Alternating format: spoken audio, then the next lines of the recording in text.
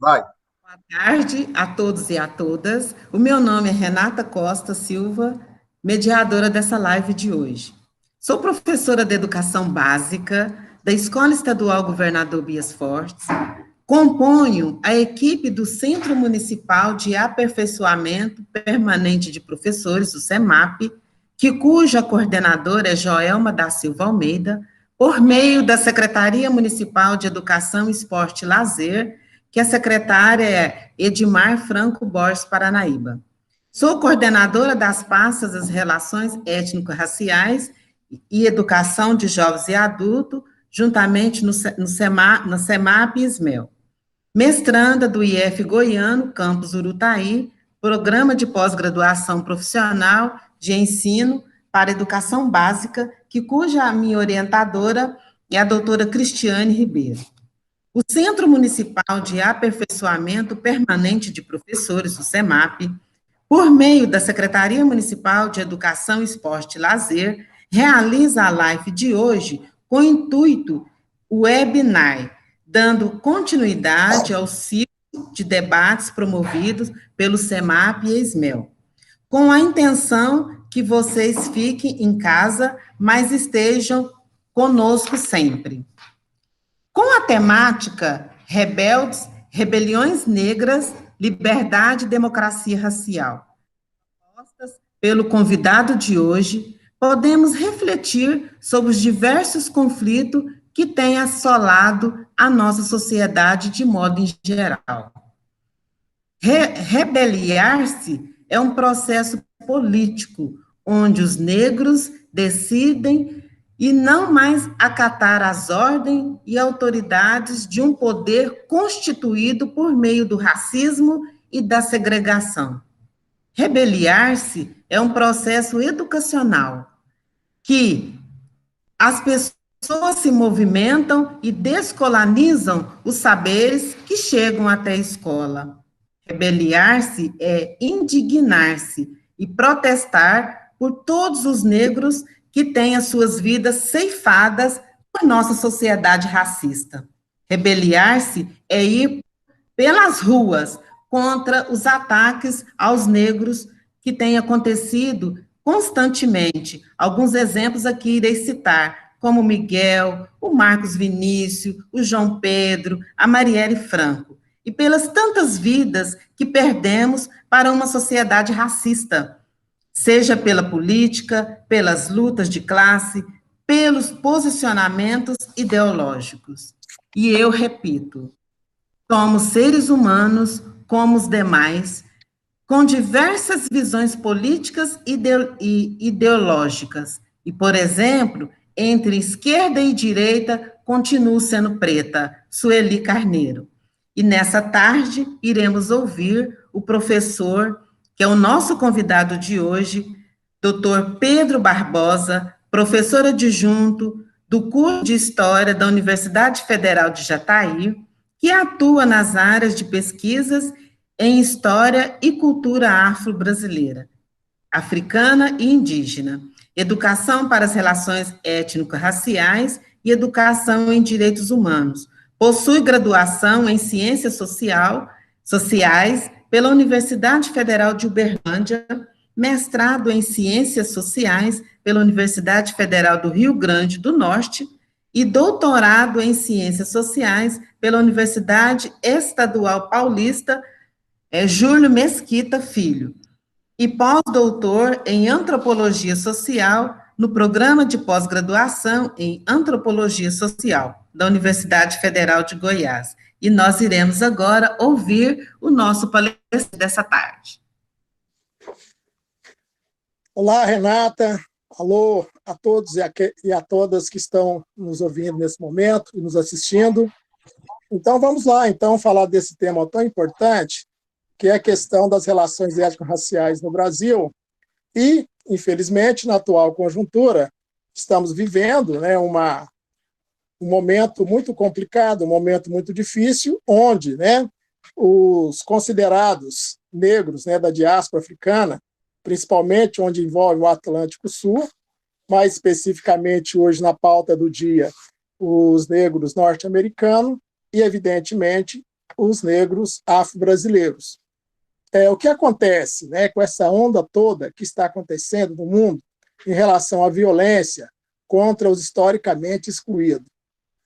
Eu, particularmente, meus estudos, minhas pesquisas, compartilhando com diversos autores das ciências sociais, da antropologia, da história, da economia, da geografia, enfim, com psicólogos, com uma série, né, de pesquisadores que pesquisam essa temática racial, justamente em relação à questão da violência, é o que nós estamos vivendo agora, tanto assim que as populações negras norte-americanas e também brasileiras estão às ruas se rebelando contra o processo, né, extremamente perverso e intenso dessa violência. Essa violência, nós assistimos por quê? Porque nós pertencemos, historicamente, sociedades, tanto no Brasil como nos Estados Unidos e todos os países que tiveram diáspora, né, o processo de uma sociedade que já nasceu, infelizmente, de forma desumana e violenta. Vamos fazer um pouquinho, então, de reflexão histórica. Nós entendemos e sabemos disso através dos nossos estudos, tanto da historiografia oficial, como também da contranarrativa dessa historiografia oficial, que a sociedade europeia, a partir do século XVI, desenvolveu, do ponto de vista global, um sistema de trabalho e de exploração do trabalho escravo de africanos que foram escravizados e colocados no processo internacional e global de um comércio de pessoas humanas que foram capturadas em seus países do continente africano para se tornarem mão de obra africana naquele momento histórico, principalmente a partir do século XVI, como um ativo extremamente importante para o desenvolvimento desse comércio transatlântico através da ocupação dos territórios ditos, né, colonizados, dos colonizadores europeus, que inclusive também, né, criaram aquilo que eles entendiam como descobrimento do Novo Mundo, ou descobrimento da América, que também é questionado pela própria historiografia oficial e a contranarrativa da historiografia oficial, que você não descobre aquilo que já existe, principalmente em relação a continentes não europeus, mais especificamente Europa, entendendo que na Europa já existia, entendendo que nesses continentes, né, considerado descoberto, já existiam civilizações, principalmente civilizações nativas, povos indígenas da América Latina, do Brasil a todo o continente latino-americano. Pois bem, a partir daí intensifica, né, esse comércio.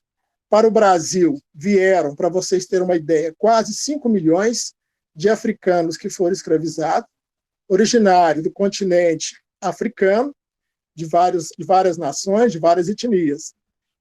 Então, a partir daí, forma-se uma lógica, né, inclusive extremamente em cadeia internacional, lembrando, né, que os principais ideólogos dessa nova lógica, né, de capturar africanos e torná-los escravos, partiu justamente da coroa europeia, do exercício, né, do reinado imperial de Carlos V, reinado esse exercido pelo imperador sacro, do Império Romano e Germânico, e também com a cumplicidade, né, religiosa, principalmente na figura histórica mais expressiva desse projeto, foi Frei Bartolomeu de Las Casas, que foi um dominicano, um frade espanhol, que foi cronista, teólogo, né, e também bispo do continente latino-americano.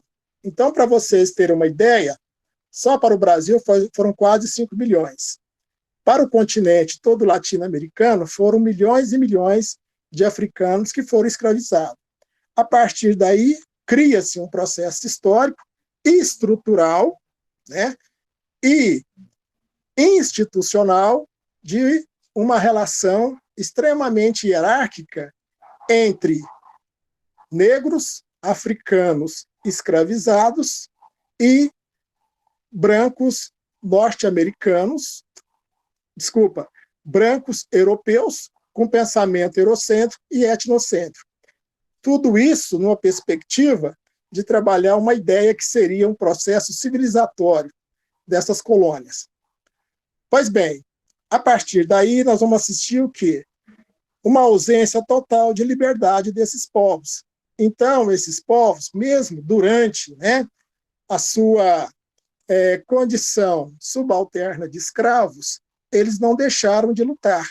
Eles se rebelaram de várias formas, fugas, conflitos mesmo dentro dos espaços, né, de confinamento que foram as senzalas, saíram desses espaços e criaram, né, inclusive, espaços de refúgio de sociedades alternativas como os quilombos. Então, daí nós começamos o quê? Ter um processo histórico de reação contra esse processo da estrutura e do institucionalismo da sociedade escravocrata. Para isso, evoluiu-se uma série de nações, nesse sentido, que buscaram o quê? A sua liberdade. Então, do ponto de vista histórico, além da organização dos quilombos, que não se deu só no Brasil, mas em vários países da América Latina, inclusive com nomes, né, variados, pelenques, palenques, marrones, enfim, todos eles são quilombos, né, de resistência negra africana e dos escravos e ex-escravos, né, que se tornaram refugiados contra essa sociedade de opressão. Até chegarmos ao ponto onde essa lógica, né, de sociedade escravocrata é justamente, inclusive, contestada pelos próprios europeus que queriam uma mudança e uma transição de uma sociedade já capitalista em grande desenvolvimento, e nós vamos assistir o quê? No século XVIII, mais especificamente 1789, a Revolução Francesa.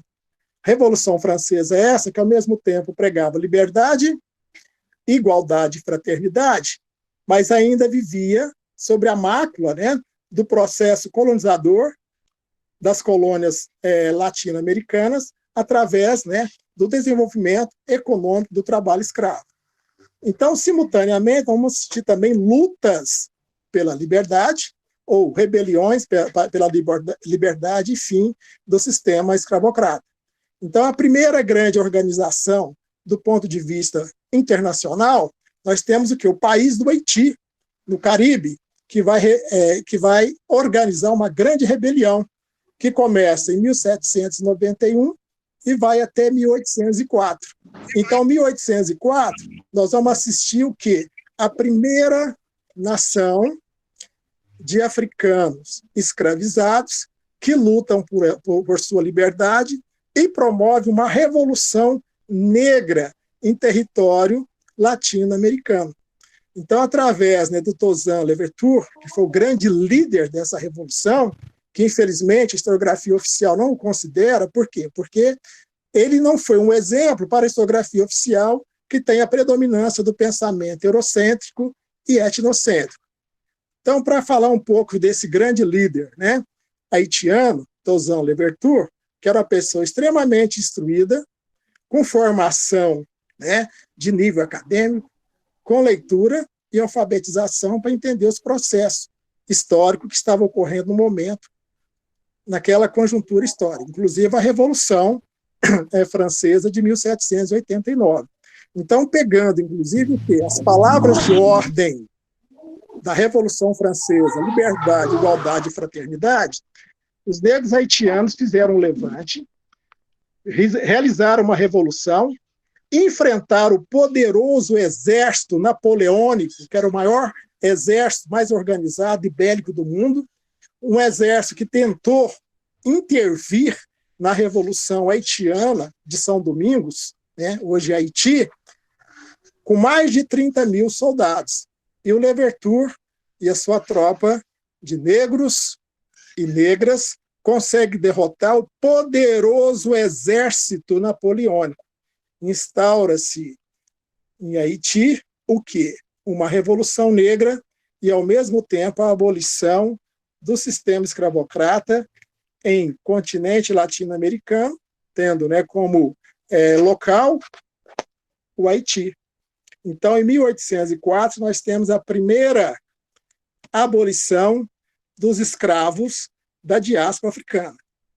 A partir desse momento, olha que eu estou falando em 1804, e a abolição no Brasil ela só ocorre de forma definitiva em 1888. E lembrando que o Brasil já tinha uma série de revoltas e uma série de rebeliões. Nós podemos, por exemplo, aqui apresentar uma série de rebeliões que, inclusive, a historiografia oficial ignora a participação e o protagonismo da população afro-brasileira nesses levantes contra um Estado opressor, contra um Estado extremamente preconceituoso, racista e excludente. Então, nós vamos ter, por exemplo, Revolta dos Búzios, 1789, Conjuração Baiana, 1798 a 1799, Balaiada, 1833 a 1841, Sabinada, Cabanagem, e, finalmente, uma das revoltas mais importantes foi a Revolta dos Malês, em 1835, que ocorreu em território brasileiro. Então, nós vamos quebrar já de cara alguns mitos e tabus que foram criados por uma elite intelectual branca, brasileira, que teve grande influência do racismo científico europeu e etnocêntrico praticado por intelectuais europeus, já estabelecendo uma ideologia e uma lógica para que nós pudéssemos naturalizar o processo, né, de sociedade escravocrata e, ao mesmo tempo, também nós pudéssemos desenvolver a ideia de uma escravidão no Brasil diferente de outras nações, principalmente a nação norte-americana. Pois bem, esses fatos históricos por si só já desfazem, né, essa ideologia, esse mito, ou esses mitos e esses tabus. Para que, finalmente, em 1888, nós vamos assistir a abolição da escravidão de forma oficial no Brasil, mas, infelizmente, uma abolição negociada. Por quê? Porque, naquele momento, uma minoria de escravos ainda não tinha conseguido a sua liberdade através da luta. Então, o Estado brasileiro passa, né, a reconhecer e a necessidade de fazer, né, o quê? O processo de abolição no Brasil, dando liberdade para negros e negras africanas e afrodescendentes que foram escravizadas. Só que no processo da abolição no Brasil, em 1888, nós vamos assistir, através dessa abolição negociada, apenas 2 parágrafos relacionados à questão da abolição no Brasil, que está prescrito. Fica proibido, excluído o processo escravocrata no Brasil e qualquer disposição contrária. Pois bem, não teve, em nenhum momento, algum item, né, algum artigo dessa abolição que colocasse a necessidade de incluir a população negra afro-brasileira num processo de inclusão, de liberdade plena e liberdades democráticas. Então, nós vamos assistir justamente, né, essas distorções e essas controvérsias em relação à nossa história. Aí se desenvolve uma série de ideologias no Brasil para justificar essa falha, inclusive institucional, do Estado brasileiro. Quais são essas falhas? Eu já apontei 2, que é, primeiro, né, a omissão do protagonismo da população afro-brasileira para lutar pela sua liberdade e, evidentemente, pela sua inclusão na sociedade brasileira, enquanto pessoas, enquanto sujeitos, enquanto cidadãs dotadas de direitos. E vamos assistir simultaneamente também ao desenvolvimento de uma ideologia eurocêntrica e etnocêntrica, denominada de mito de democracia racial. O que essa ideologia é, do ponto de vista perverso para a sociedade brasileira, principalmente para os afros brasileiros? É a propagação de uma falsa democracia racial. Porque se nós não tivemos, nem antes da abolição, que foi em 1888, bem antes da abolição, que foi em 1850, que foi quando se organiza a sociedade brasileira, inclusive do ponto de vista estrutural, através de lei de terras, que eu considero uma das primeiras leis de cotas raciais neste país, que a historiografia oficial ignora, a mídia, juntamente, né, com essa lógica, ignora, porque em 1850 acontece a lei de terras, e nenhum índio, e nenhum negro, e nenhuma negra, e nenhum africano e nenhum afro-brasileiro foi contemplado com a titulação de terra. Quem foi contemplado com a titulação de terra? Foi a minoria branca. Então, essa é a lógica, né, do nosso racismo estrutural. O que é esse racismo estrutural? É quando você privilegia um determinado grupo étnico-racial e prejudica o outro grupo, que no caso é a maioria, né, da população brasileira, que são os afros brasileiros. Então, a partir daí, nós vamos assistir o quê? Uma lógica extremamente perversa da não inclusão desses atores sociais enquanto, né, pessoas, indivíduos que necessitavam de uma inclusão na sociedade brasileira enquanto indivíduos dotados de liberdade e de direitos. Além disso, desenvolve-se o quê? Desenvolve também o racismo institucional, porque esse racismo institucional está presente em todas as instituições brasileiras, principalmente nas instituições de poder. No poder do conhecimento, que são as universidades, nós olhamos para dentro das universidades, nós vamos ver negros e negras exercendo cargos de gestão em suas reitorias, em suas pró-reitorias, quando tem uma minoria, e normalmente uma minoria que já está acomodada e não faz a contranarrativa, o debate, o enfrentamento ao racismo, vamos encontrar nas instituições de poder, tanto do poder legislativo, executivo e judiciário. Para ter um exemplo como isso opera, né, nós vamos olhar para dentro do Congresso Nacional, que é uma instância de poder que vai elaborar as leis, principalmente as políticas públicas de benefício para a população, mais especificamente a população negra, que deveria ser beneficiada, que é a maioria, com mais de 50% dessa população, que hoje, segundo os institutos de estatística, como o IBGE, aponta que nós já somos 54% da população brasileira, mais de 100 milhões de afro-brasileiros, nós não temos políticas públicas.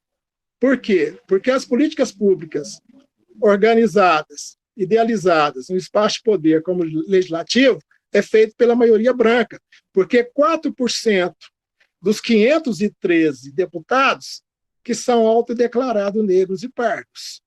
Então, é uma minoria que está na instância de poder, que é o Congresso Nacional. Depois nós olhamos para o poder executivo, é a mesma coisa.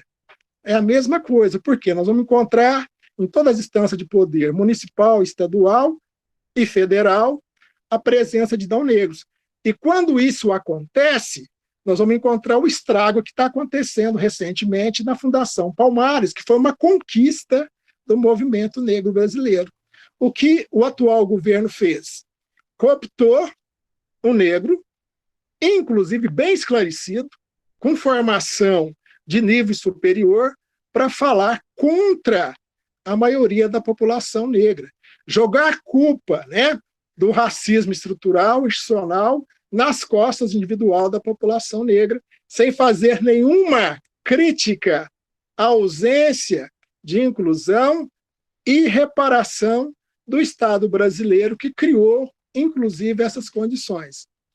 Então, no legislativo, tem acontecido a mesma coisa. Alguns vereadores, alguns parlamentares têm sido cooptados para fazer a mesma lógica contra as pautas, né, de democracia da população negra. São representantes, entre aspas, que têm o fenótipo negro, o pardo, que são contra cotas raciais, são contra, né, políticas públicas para atendimento pleno e democrático da população negra brasileira. Então, nós temos que lidar ainda, né, com esses mecanismos, considerado pelo movimento negro brasileiro e também como pesquisadores, uma infinidade de agentes que operam como capitães do matos que foram muito tradicionais durante, né, o processo de formação de quilombos, que perseguiam negros e capturavam negros, prendiam negros e matavam negros em nome de um Estado, né, excludente. Então, para avançar no sentido, né, da questão da necessidade de democracia, então esses segmentos, historicamente, ou esse segmento, que é a população negra, na sua maioria, 54% dos brasileiros, que ainda vive em condições subalmente desumanas, do ponto de vista educacional, do ponto de vista do mercado de trabalho, do ponto de vista, né, de moradia, do ponto de vista do mercado de trabalho enquanto condições econômicas, se pegar os dados estatísticos de IPEA, por exemplo, da população economicamente ativa, nós vamos perceber que os negros têm um salário menor que a população branca.